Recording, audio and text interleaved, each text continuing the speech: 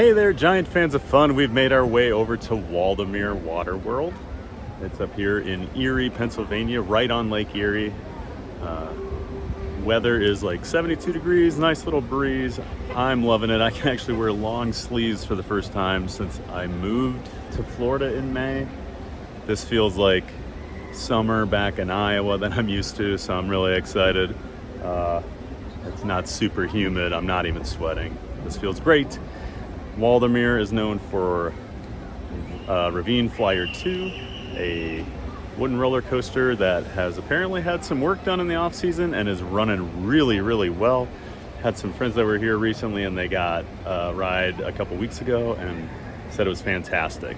So there's a couple other things I want to check out too, so come along with me. Let's go have some giant fun at Waldameer.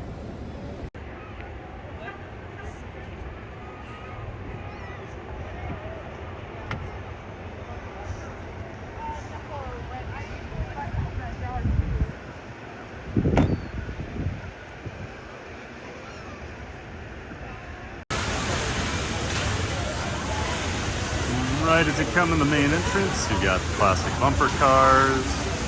Actually seem to have quite a few flat rides. Got a disco up there. We got a Matterhorn or a Music Express. Yeah, lots to do actually. I paid $39 online for just the ride side. I'm not doing any of the water park. Just an FYI. Got the classic Midway with all the games. This reminds me a lot of like Indiana Beach without the second level of things. But really good variety of rides, looks like. A lot to do.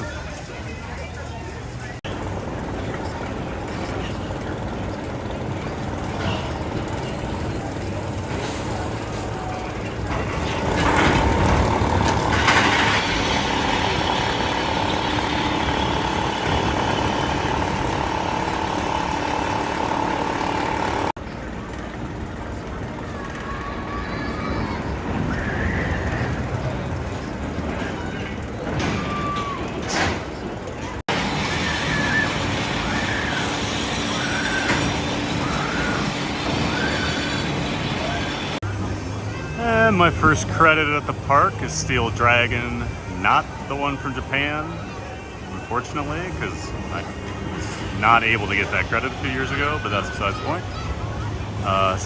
It's one of those spinning mouse models. It's actually one of the more fun ones. I think it's similar to the one at Adventureland, maybe.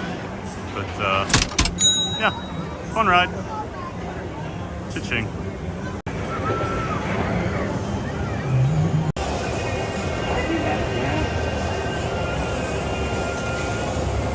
We have a nice little log ride.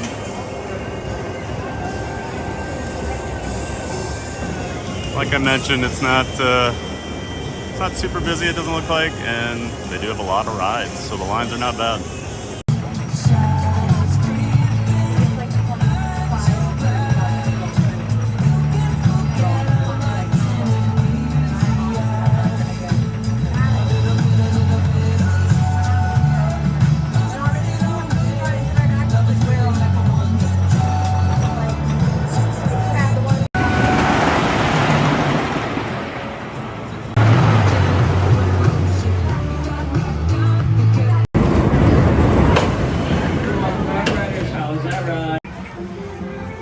This entrance might not look like much and very unassuming. There's a crazy wooden roller coaster attached to that entrance.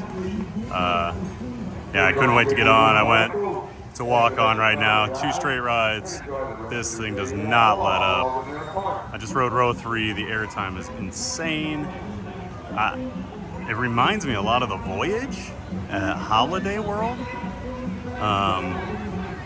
I mean, it's intense. It's probably a little rough for some people, but I think it's like a good rough. It doesn't beat you up, but it's intense. Oh man, this thing was worth the hype. I saw a bunch of other coaster nerds here today too, so this must be the place to be. And like I said, it's kind of hard to get shots of this ride because it basically drops off a cliff back here.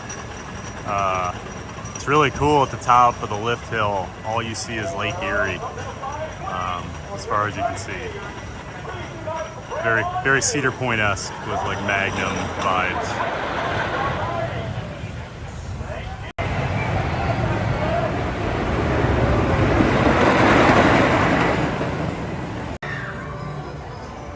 Gotta tell you, the more I walk around this park, the more I really like it. It's just kind of a hidden little gem here. I didn't realize just how much this park had. You always hear about Ravine Flyer because, I mean, with coaster nerds, that's obviously the main focus, but I'm having a really good time here. I love the environment, the setting. This is Comet, kind of like the family wooden coaster, and it's a fun little ride. A lot of little airtime hills. It's really smooth. They clearly take care of their stuff. Yeah, get over to Waldameer if you're near Erie, because I'm really impressed with this place. Enjoy the rest of your day at Waldameer.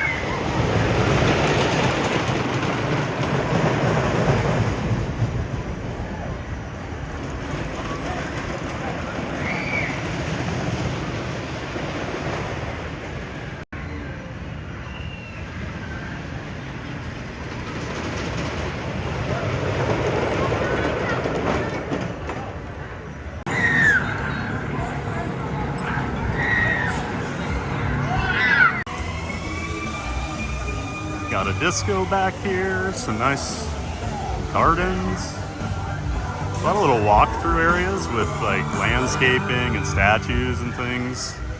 Like they didn't. Yeah, I know I keep saying it, but I'm really impressed here. And one of the things I really fell in love with when I went over to Europe a couple times is most of the parks have these fun houses, and the US doesn't really do that. But every park that has one, I love to walk through them, and Pirates Cove is basically pretty close to what you'll find in Europe. A lot of the same tricks.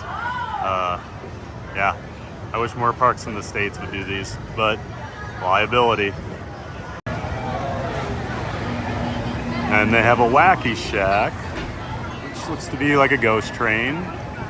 You have to go. Oh, I'll probably have to check this out. You know, don't see many of these in the States either.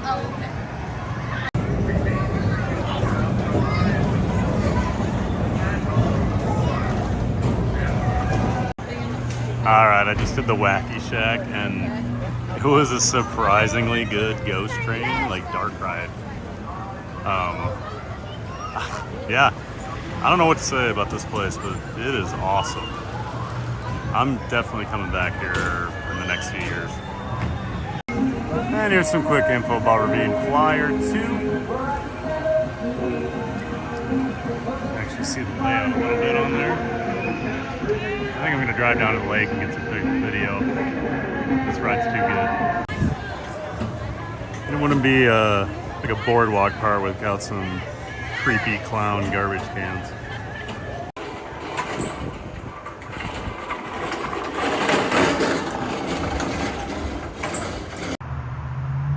And yes, I did drive down the ravine near the peninsula so I could get some better views of the drop down into the ravine. It's still hard to see.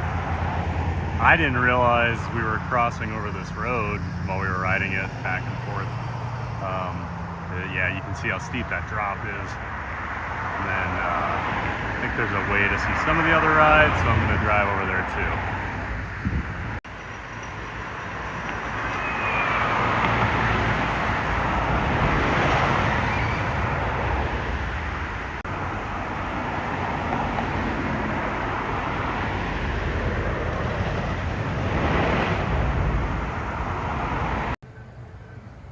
And I saw an overflow parking lot, which has another really good view of a different part of the ride.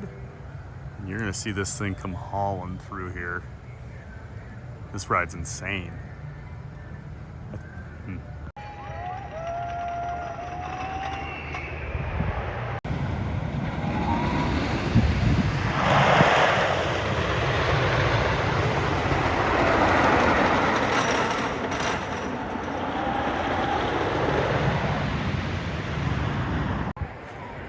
All right, giant fans of fun, that's going to do it from Waldameer. I wasn't planning on spending as much time as I did here. I'm glad I got up here earlier. I thought it'd be Ravine Flyer, a couple other credits, check maybe a couple other things out and get out of here because I'm driving about 3 hours, so it's been a very long day. But I think this deserves its own video. This is one of the biggest surprise parks I've been to in quite a while. I feel like it's a really well-kept secret. You hear about Ravine Flyer II, that's about it. For the more nerdy people like me, I feel like it's a combination of like Holiday World and Indiana Beach.